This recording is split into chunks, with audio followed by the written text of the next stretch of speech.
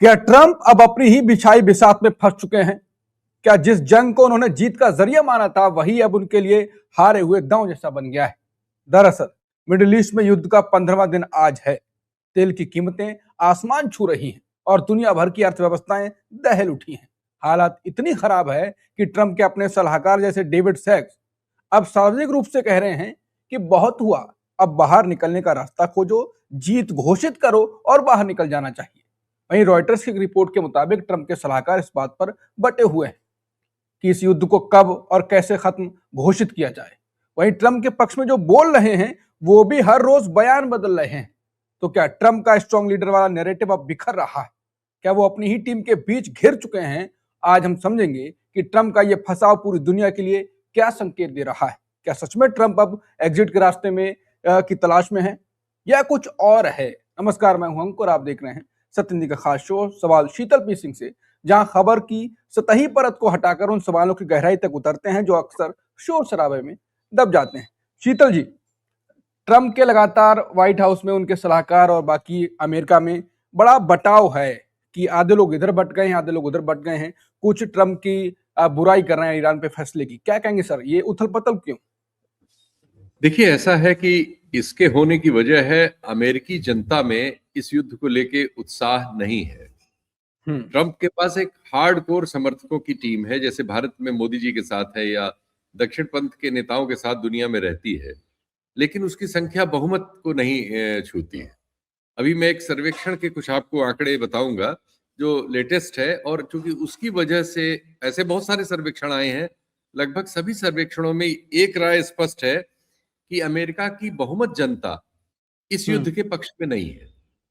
और अब जब कम से कम इनके 13-14 ऑफिशियली मतलब इनके आर्म फोर्सेस के लोग मारे जा चुके हैं। एक जहाज अभी गिर गया था इराक में, जिसके बारे में अमेरिकन सफाई ये है कि वो अपने एक्सीडेंट से हो गया था, जैसा उन्होंने पहले भी कहा था जब उनके पहले 3-4 जहाज गिरे थे। उसी तरह की सफाई आई है। लेकिन आज तो सुबह जो हमला हुआ है, वो जिसमें इनके 5 या 6 जहाज मतलब आज उनको नुकसान हुआ है, क्षतिग्रस्त हो गए हैं। वो जहाज तो माना जा रहा है कि हाँ, ड्रोन हमले से हुए हैं, और वो तेल जो जहाज इनके लड़ाकू जहाज हैं, उनको हवा में ही तेल सप्लाई करने का काम करते हैं। तो ऐसे जहाज इनके हमले से घायल हुए हैं। ये तो खैर वहाँ की अभी की शुरुआती स्थिति है। लेकिन एक सर्वेक्षण क्या बता रहा है, मैं पहले उस पे ज़रा-सा आपकी नज़र और आपके दर्शकों की नज़र ले जाऊँ। ये प्रोग्रेस नाम की संस्था ने किया है, डाटा फॉर प्रोग्रेस। संस्था का नाम तो डीप साइट है, और इसके अनुसार कुल जो इनका जो भी सैंपल साइज रहा हो, उसमें 52% जो लोग हैं अमेरिकन, वो इस युद्ध के खिलाफ है, साफ-साफ। और युद्ध के पक्ष में कुल 40% लोग हैं, और करीब 8% लोग ऐसे हैं जिनकी कोई राय नहीं। यानी 52 और 8 60% लोग एक तरह से आप कह सकते हैं कि वो युद्ध के समर्थन में नहीं। 52% तो अपनी राय स्पष्ट रूप से व्यक्त कर रहे हैं। अब इसमें जो डेमोक्रेट जो उनकी पॉलिटिकल फॉर्मेशन है, उसके जो समर्थक है, उसके 81% लोग इस युद्ध के पक्ष में नहीं है, और उसमें 14% लोग जो हैं सिर्फ उसमें से इस युद्ध के पक्ष में है, और बाकी जो हैं वो अपनी कोई राय उन्होंने व्यक्त नहीं की। जो इंडिपेंडेंट थर्ड पार्टी हैं, जो न डेमोक्रेट्स के साथ हैं और न रिपब्लिकन के साथ हैं, अलग राय अपनी रखते हैं, ऐसे लोगों में भी 52% लोग युद्ध के खिलाफ हैं, और 8% जो है वो कोई राय नहीं रख रहे हैं, और 40% जो है वो युद्ध के पक्ष में है। तो यहाँ भी ये मामला जो ट्रंप की राय है और वो लोग जो युद्ध चलाने के पक्ष में है, उनके विरुद्ध जा रही है। और अब रिपब्लिकन में आते हैं, ये सबसे महत्वपूर्ण है। इसकी वजह से ही आज के इस कार्यक्रम के लिए मैंने तुमसे कहा था, रिपब्लिकन पार्टी के भी 26% समर्थक जो हैं वो इस फैसले से सहमत नहीं है। यानी उनकी अपने दल के 26%, एक चौथाई से ज्यादा, थोड़ा सा ज्यादा, ये बहुत महत्वपूर्ण आंकड़ा है। और 10% इसमें से अपनी राय व्यक्त नहीं कर रहे हैं। यानी खुद रिपब्लिकन पार्टी के भी एक तिहाई से ज्यादा लोग युद्ध के साथ नहीं है, 64% युद्ध के साथ है। ये वो आंकड़ा है जिसने वहां के जो पॉलिटिकल डिस्कोर्स है उसमें परिवर्तन करना शुरू कर दिया है।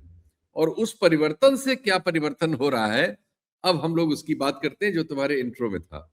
अब आप बिल्कुल आधिकारिक तौर पर, और ये सारी खबरें किसी न किसी एजेंसी या किसी प्लेटफॉर्म से आई हैं जो इस्टेब्लिश्ड है। मैंने कोई भी ऐसा स्रोत नहीं लिया है जिसको अविश्वसनीय रखा जाए। अब राइटर्स की पहली खबर, सुसी वाइल्स व्हाइट हाउस के चीफ ऑफ स्टाफ हैं और जेम्स ब्लेयर ये डिप्टी चीफ ऑफ स्टाफ हैं। इन दोनों ने ट्रंप को लगभग 2 बार बुला के साफ साफ सलाह दी प्राइवेटली कि भाई ऐसा करिए, आप इसमें कोई एक बहाना करके युद्ध से अब निकल आइए। अब आप कह दीजिए कि हमने इसलिए किया, जैसे आपने ट्रंप के बीच में कुछ बयान सुने होंगे जिस समय वो कह रहे थे हम जो काम करने आए थे वो पूरा हो गया है, अब वहां कुछ बचा नहीं है वगैरह वगैरह। ये संभवतः इनके द्वारा हुई मीटिंगों के बाद का रिएक्शन है, क्योंकि ट्रंप के बारे में ये भी विख्यात है कि उनकी कोई चीज बहुत स्थिर नहीं होती। आप उन पर कोई चीज डिपेंड नहीं कर सकते कि वो अभी क्या कह रहे हैं और 1 घंटे बाद क्या शाम को क्या कहेंगे। कहेंगे? हाँ, हाँ। हाँ, तो इसलिए कुछ बयान उनके ऐसे हैं जो आप समझ सकते हैं कि शायद इस राय से सहमत हो। ये राइटर्स की खबर है। अब आइए, एक पुराने बहुत बड़े महारथी, आजकल उनके दिन उतने अच्छे नहीं हैं, लेकिन ट्रंप के पिछले कार्यकाल में तो वो उनके सबसे आंख और कान थे, स्टीव बैनन, जो दुनिया भर के दक्षिण पंथ में ये चुनाव लड़ने में आजकल जो तमाम तरह के डिजिटल घोटालों की बात आती है, राय बदलने में और जो सोशल मीडिया वगैरह का इस्तेमाल करने में, इस तरह की रणनीति बनाने के बहुत बड़े महारथी दुनिया के Steve Bannon, former advisor and populist strategist, यही उनके लिए कहा भी है। ये भी राइटर्स की ही खबर है। वो तो पब्लिकली और प्राइवेटली ट्रंप को समझा रहे हैं, बोल के जो इनके एलीट क्लब्स होते हैं उन सब में कह के कि किसी भी तरह से इस मिडिल ईस्ट कॉन्फ्लिक्ट से अपना सिर बचाइए, उनका ये कहना है, क्योंकि ये जो है अमेरिका को बहुत कठिनाई में फंसा देगा। ये उनकी वो है, चूंकि उनके बहुत सारे इंटरेस्ट सऊदी अरब और बहुत सी जगहों पे हैं। अच्छा, ये सब लोग जो अमेरिका में पॉलिटिक्स करते हैं, भारत में भी अब शुरू हो गया है, ये ज्यादातर सब बिजनेस ग्रुप से भी जुड़े रहते हैं, या तो खुद बिजनेसमैन होते हैं, जैसे ट्रंप खुद ही एक बड़े बिजनेसमैन है। जो इनके पहले राष्ट्रपति थे, इनसे पहले उनका बेटा बहुत बड़ा बिजनेस करता है। तो ये एक वहां की परंपरा है। अब आइए एक तीसरा बड़ा नाम, ये टकर कार्लसन, ये आजकल बहुत चर्चा में आ रहे हैं, इनके वीडियोस रोज हर जगह सुनाई पे पड़ते हैं। तो ये एक मीडिया होस्ट हैं और ट्रंप के बड़े पैरोकार थे। ट्रंप के दोनों बार चुनाव जीतने में इनके मीडिया प्रोग्राम्स की बड़ी अहमियत है। ये इस समय सबसे ज्यादा क्रिटिक है इस युद्ध के। और वो ये जो पीटर हेगसेथ हैं, जो उनके डिफेंस सेक्रेटरी हैं, इनके बड़े आलोचक, और इनके ही तरह के जो अन्य लोग जो इस समय कोटरी करीब है, उन सब की बड़ी आलोचनाएं करते हैं। और उनके हिसाब से ट्रंप के प्रशासन का ये सबसे खतरनाक फैसला हुआ है जो अभी फिलहाल है। इसके बाद जेम्स जोश हॉले हैं, ये सेनेटर हैं रिपब्लिकन पार्टी के। इन्होंने तो सीधे सीधे कहा है कि एक डिसीसिव और क्लियर अंत इस युद्ध का हमें ऐलान कर देना चाहिए। कहा बिल्कुल टाइम आ गया है कि विक्ट्री डिक्लेयर करिए। और आपको याद होगा कि ट्रंप साहब लगभग यही बात कह चुके थे कि हम तो जीत चुके हैं। तो ट्रंप साहब की बहुत सारी बातें जो हैं, ये जो मैं आपको पात्र गिना रहा हूं, इन पात्रों के से मेरा ख्याल है मुलाकात या इनके बयानों या इनके द्वारा कहे जाने के बाद निकलती है। इसके बाद एक और है टिम बर्चेट, ये रिप्रेजेंटेटिव है। इन्होंने कहा है कि ये जो कॉन्फ्लिक्ट है ये कभी खत्म न होने वाला कॉन्फ्लिक्ट है। और इन्होंने इराक के युद्ध का हवाला दिया था, जिसमें करीब 6000 से ज्यादा अमेरिकी सैनिक और उनके ऑफिसर्स मारे गए थे। और वो एक बड़ा नुकसान था अमेरिका के लिहाज से, और एक बहुत बड़ी अर्थव्यवस्था की चोट भी पड़ी थी अमेरिका को। ट्रिलियंस ऑफ डॉलर्स उनके उड़ गए थे। इस युद्ध में भी इनका कहना है कि हम उसी रास्ते पे जा रहे हैं। इसके बाद डॉन बैकन है।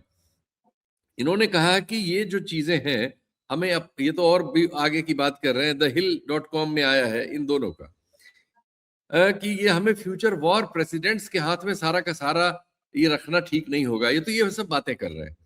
और एक रैंड पॉल है सेनेटर, वो जिन्होंने वोट भी किया था ये वार पावर्स के खिलाफ, ये तो वहां तक पहुंच गए हैं। तो ये एक पूरी सीरीज है जो मैंने इसलिए इन सबको नोट किया और आपको बताया, और ये सब आपको रिस्पॉन्सिबल मीडिया में, CNN में, राइटर में, वॉल स्ट्रीट जर्नल में, वहां इन सब जगहों से ये रिपोर्ट्स मैंने कलेक्ट की हैं। तो ये जानिए कि उस प्रशासन में बड़ा भारी विभाजन है। अब जो लोग उनके साथ, ऐसे लोग जो पॉलिटिकली तो उनके साथ नहीं है, लेकिन अमेरिका के डिफेंस एस्टेब्लिशमेंट के लिहाज से बड़े इज्जतदार और बड़े नाम है। यानी वो वहां के सेना के पूर्व रिटायर्ड बड़े अधिकारी, जैसे हमारे यहाँ भी बहुत सारे जनरल्स वगैरह अपनी राय रखते रहते हैं विभिन्न टेलीविजन चैनलों पर, और उस सब में जो चीजें आती हैं, अब मैं कुछ उन लोगों के नाम गिनाना चाहता हूं जो इस युद्ध के खिलाफ। लेफ्टिनेंट जनरल मार्क हर्टलिंग, ये farmer commander of US army Europe and veteran of the Iraq war. Actually ज्यादातर वो लोग इस बात का विरोध कर रहे हैं जिन्होंने इराक का एक युद्ध लड़ा है, और चूंकि वो युद्ध भी झूठा था, वो WMD के नाम पे लड़ा गया था कि वेपन्स ऑफ मास डिस्ट्रक्शन, जो कुछ थे नहीं, और एक पॉलिटिकल कारणों से फैसला लिया गया था। और एक्चुअली इजराइल के लिए ही ये फैसले लिए जाते हैं, क्योंकि इजराइल नहीं चाहता कि उस पूरी पेरिफेरी में कोई अरब देश सैनिक रूप से कभी उसको चैलेंज कर सके। जो फिलिस्तीनियों का जो राइट है, अगर वो चैलेंज कर सकेगा तो उसको सपोर्ट करेगा ही करेगा, और उससे इजराइल अपने को हमेशा खतरा बताता रहता है और महसूस करता रहता है, क्योंकि वो एक दूसरे देश पे कब्जा करके बसा हुआ एक आबादी है। तो ये कॉन्फ्रंटेशन वहां रहना ही रहना है, तो वो हमेशा ये इस तरह योजनाएं बनाता है। और कोई भी देश, उस समय इराक बहुत सबल देश था, फिर लीबिया था, फिर ये सीरिया गायब हुआ, और अब ईरान का नंबर है। और लोग कहते हैं, जो इस तरह की धारणा के लोग हैं, कि इसके बाद वो, अगर ईरान भी उसी राह पे पहुंचा देते हैं ये लोग, तो ये तुर्की को निशाने पे लेंगे। लेकिन फिलहाल ईरान निशाने पर है, और जो वहां के लोग कह रहे हैं मैं वो आता हूँ। तो ये वेटरन है जो इराक वार लड़े थे और अमेरिकन की आर्मी को यूरोप में और सब जगह हेड करते थे। ये इस युद्ध के भारी खिलाफ है, और इनका कहना है कि ये हमारी अर्थव्यवस्था को और हमारी समाज व्यवस्था को और हमारे लोगों को जान माल का दोनों का नुकसान कर रहा है, और विश्व का ऑर्डर बिगाड़ रहा है। ये भी कह रहे हैं। Brigadier general Steve Anderson, retired, इनका भी मिडिल ईस्ट के ऑपरेशंस में एक्सपीरियंस है।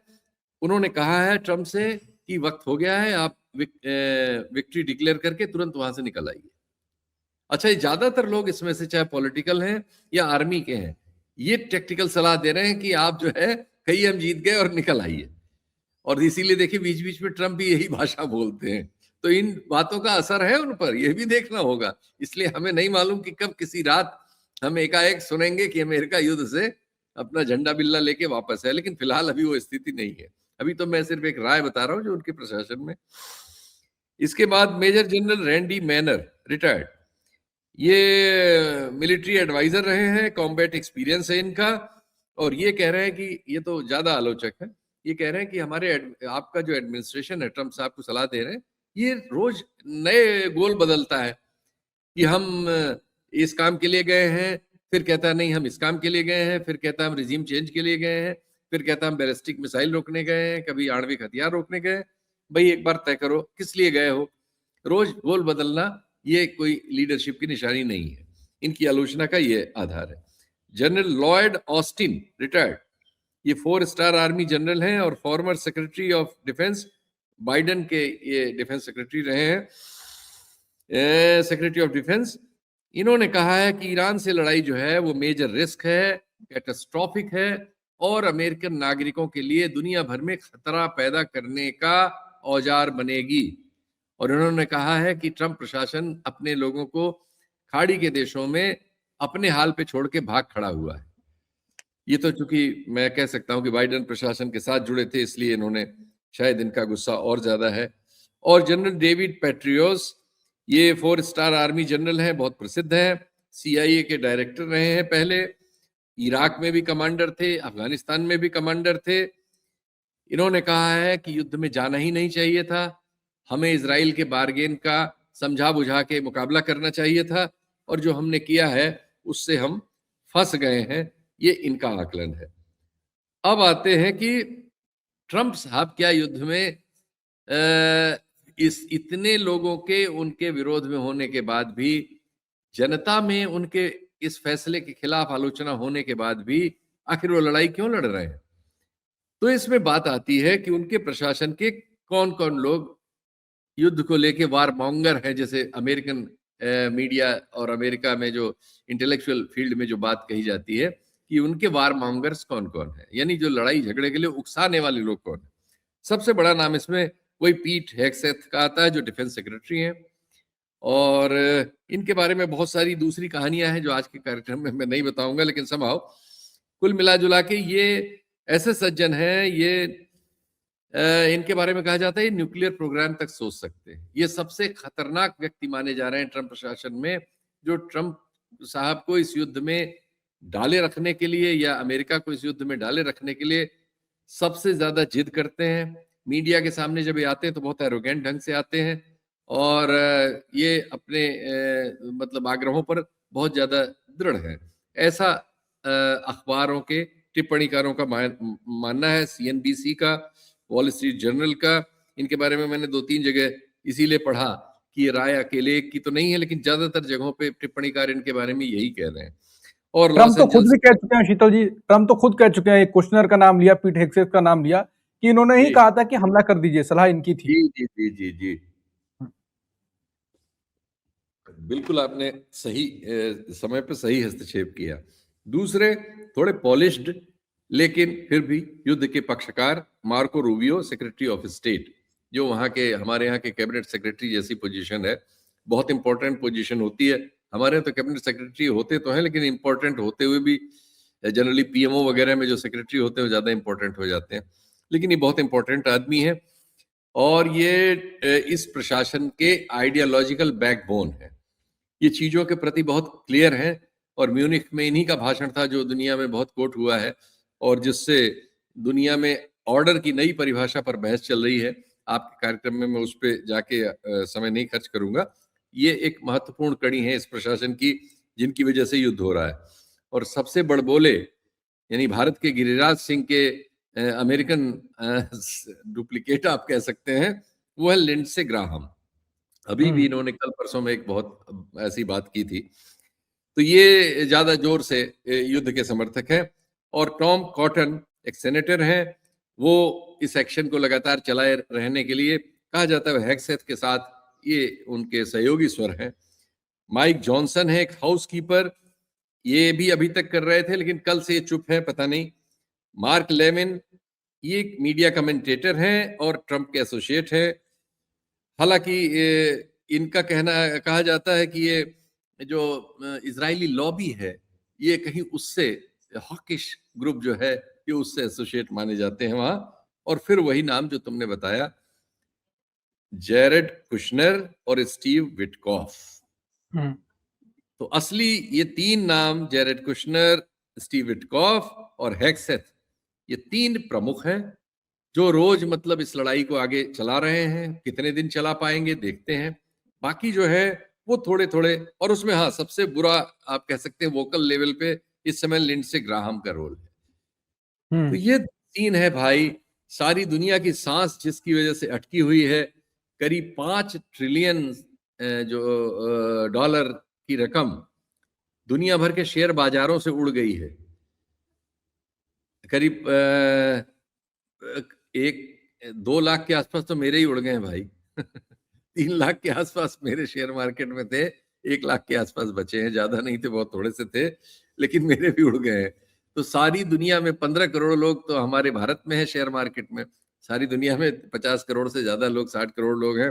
इन सब के पैसे इस युद्ध में बिना उनके शामिल हुए हमारा कोई इसमें रोल नहीं है कि आप लड़ो या न लड़ो, लेकिन आपके लड़ने से भारत देश में भारी इन्फ्लेशन आने की संभावना है। हमारे जो एनर्जी के सप्लाईज हैं सब महंगी हो गई हैं ऑलरेडी। हमारी इकोनॉमी जो ठीक ठाक चल रही थी, अब ये समस्या की वजह से अगर ये लिंगर करती है उसमें काफी नुकसान होगा। यूरोप की अर्थव्यवस्था को भारी नुकसान हुआ है। कोरिया को बहुत ज्यादा नुकसान हुआ है जो अमेरिका का एक प्रमुख सहयोगी है। जापान बहुत कठिनाई में है और अमेरिका भी कोई बहुत खुशहाल हाल में नहीं है। लेकिन सिर्फ एनर्जी प्राइसेस बढ़ने से, चूंकि अमेरिका भी आज एनर्जी सप्लाई में दुनिया में एक बड़ी ताकत बन चुका है, तो उनकी उन कंपनियों को तो फायदा है, लेकिन बाकी एविएशन में और इसमें उसमें ट्रेडिंग वेडिंग में उनके बहुत सारे लोग, इंश्योरेंस में, इन सब चीजों में वो सब इस समय चीख पुकार मचा रहे हैं। तो मैंने उनका नाम नहीं लिया क्योंकि वो बड़ी लिस्ट है कि उद्योग घरानों के बहुत सारे लोग इस समय ट्रंप प्रशासन को कैसे, दुनिया भर के औद्योगिक घरानों के लोग कैसे ट्रंप प्रशासन को युद्ध से वापस आने के लिए पुश कर रहे हैं, और बहुत छोटा सा हिस्सा है जो अभी भी उसमें युद्ध में रखना चाहता है। ये सब भी कारक हैं जिनकी बात युद्ध में नहीं होती। इसलिए जब तुमने कहा तो मैंने कहा कि इस पर आज बात करते हैं, क्योंकि बम कहाँ गिर रहा है और कहाँ नहीं गिर रहा है, और सायरन बजाना और कुछ हल्ला मचा के दिखा देना, वो सब तो सब लोग कर ही रहे हैं, तो उनको करने दीजिए। ये युद्ध पर एक दूसरा पक्ष बिल्कुल। है जो युद्ध के भीतर से, लेकिन ये सूचनाएं हैं जो लोगों तक पहुंचे तो शायद उनको इसमें रुचि लगे। तो आज तो इतना ही, फिर बिल्कुल। तुम्हारे किसी आह्वान पे हाजिर होंगे भाई अंकुर जी। बहुत बहुत धन्यवाद। लेकिन शीतल जी ने जो अभी बताया, कुल मिलाकर साफ हो गया है आंकड़ों के साथ और नीचे खंगाल के जो लाए कि अमेरिका में इसमें ईरान पर हमले को लेकर पूरा बटा हुआ है। अब देखते हैं कि ट्रंप एग्जिट कैसे मारते हैं, सम्मानजनक तरीके से या वो काला अध्याय इतिहास में लिखा जाएगा। जो भी होगा हम आपके सामने लेकर आते रहेंगे। तब तक के लिए नमस्कार।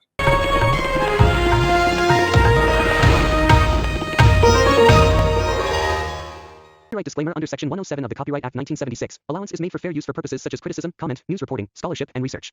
Fair use is a use permitted by copyright statute that might otherwise be infringing.